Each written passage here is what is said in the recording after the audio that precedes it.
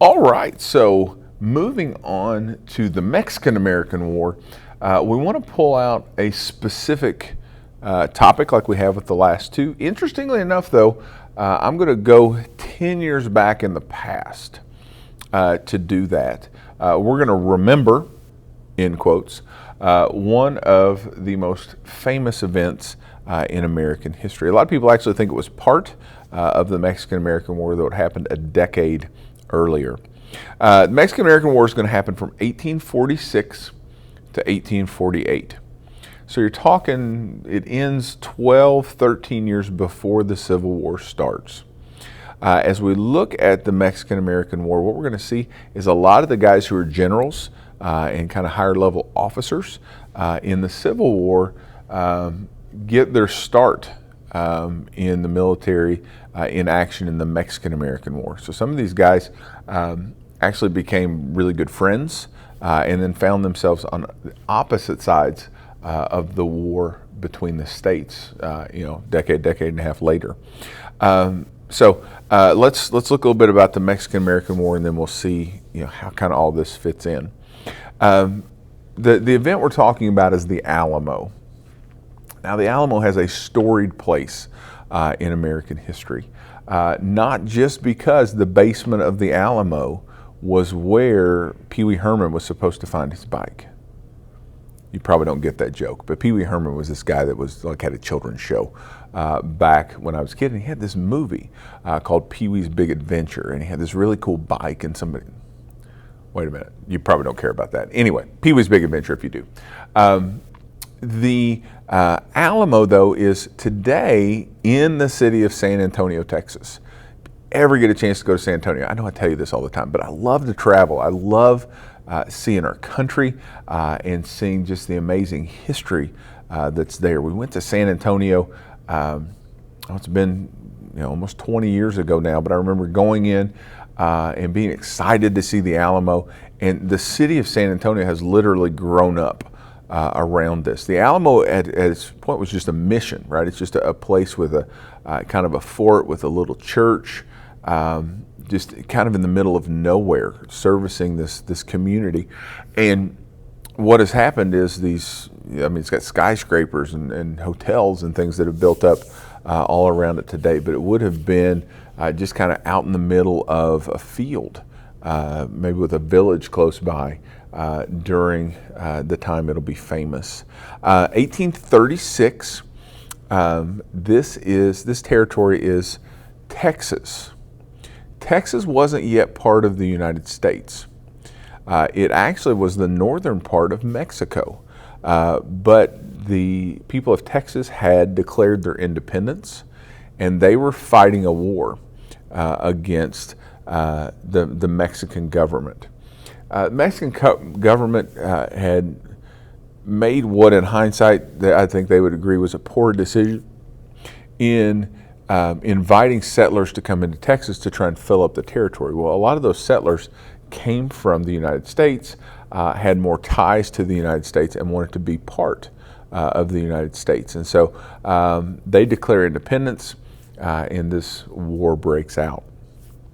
There are 250 guys, 260 guys that are guarding the Alamo, and they're eventually surrounded by the Mexican army. Ben Milam is the guy who's going to be in charge of the Texas Volunteers, some of these guys that are fighting in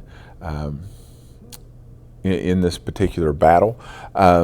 The Mexicans are commanded by General Antonio Lopez de Santa Anna, and Santa Anna is full-blown diva.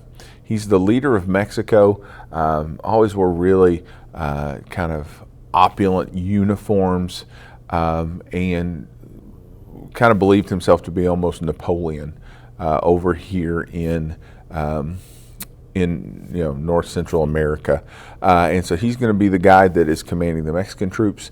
William Travis is the commander of the Alamo. He's got an interesting backstory. I've got two versions of the story of the Alamo in the film library. A really good one with John Wayne from the 60s, and a more recent one with Billy Bob Thornton. that is maybe 10 years old now. Both kind of unique takes on the telling of the story. William Travis was looking for this military command to improve his station in life. This was going to be a stepping stone for him, moving on to bigger and better things. The two most famous men at the Alamo, Jim Bowie, if you've ever heard of a Bowie knife, or Jim Bowie, you can hear it pronounced sometimes too. He was a frontiersman who'd made his name because of this big knife that he carried and just kind of his skills as an outdoorsman. He had moved to Texas because he's very sick. And a lot of times guys like that, like Doc Holliday, would later move out west thinking that the drier climate will help. He's dying at the time the Battle of the Alamo happens. He can't get out of bed, can barely breathe, and so he's not going to last very long, regardless of how the battle goes.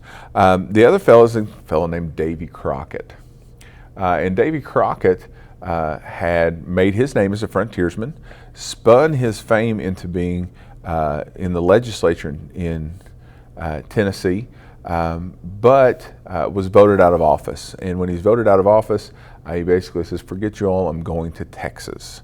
And so as he goes to Texas, he's there trying to make his fortune like these other guys were. And so he'll end up being at the Alamo. One of the best parts of that modern Alamo movie I was telling you about was Billy Bob Thornton plays the character of Davy Crockett as a man who's very aware that he is not the man of the legends that he even hears about himself. And so it's kind of a neat portrayal of the character. Both these guys will die during the Battle of the Alamo. There's also a great Disney movie, it's on Disney Plus, about Davy Crockett. A guy named Fess Parker plays him. And so if you're interested in the story of Davy Crockett, that's kind of a cool little nostalgic turn. But the Mexicans surround the Alamo and then basically say, none of you guys are getting out of here alive. They send for help, but help doesn't arrive in time. There's an army under the command of a guy named Sam Houston, what Houston, Texas is named after, who will eventually catch up with Santa Anna's army and end up winning a battle. But Texas becomes an independent country. It has the distinction of being the only one of our states to have been a country unto itself before it joined the Union. And really from 1836 on, they wanted to join the United States. The problem was twofold. One, we were worried about getting in trouble with the Mexican government for taking Texas side and making it part of the United States. The other was we were worried about Texas coming in because they wanted to be a slave state. And if you remember, during this time in history, it's always trying to keep this tenuous balance between slave states and free states. Well, that all ends with the election of James K. Polk. And James K. Polk is the president, 1846. He's an expansion president. He says, we're bringing Texas in. And so he brings Texas in. Mexico gets a little angry, and he sends the army in, and you have this conflict of the Mexican-American War. And we've got another little thing on here talking about some of that. It's not a very long war, very successful for the United States. Just to kind of give you an idea about what happens, though, Polk had actually beforehand sent a guy named John Slidell. He was a congressman, had various jobs in government, down to offer Mexico $25 million for the territory that is Texas and then Arizona, New Mexico, and California, as we know it today. They rejected the offer. Once the Mexican-American War is done, we will give them $15 million for that territory to become part of the United States. So I guess that's what you get for picking a fight. You lose out on $10 million. The interesting thing with Polk is he actually will also set the northern boundary of the United States. And so that idea we talked about with manifest destiny, that the United States was meant to go from ocean to ocean, is realized under the Polk administration. and so you see that coming. But really, the Alamo is kind of this event that everybody remembers. If you're going to know anything about the Mexican-American War, it's probably you think, well, man, that's when the Alamo happened, even though it was 10 years earlier. It still had a part to play in that conflict. And we'll link some cool stuff on the YouTube playlist for you to dig into if you're interested in seeing a little bit more about the Alamo and then the history of the Mexican-American War.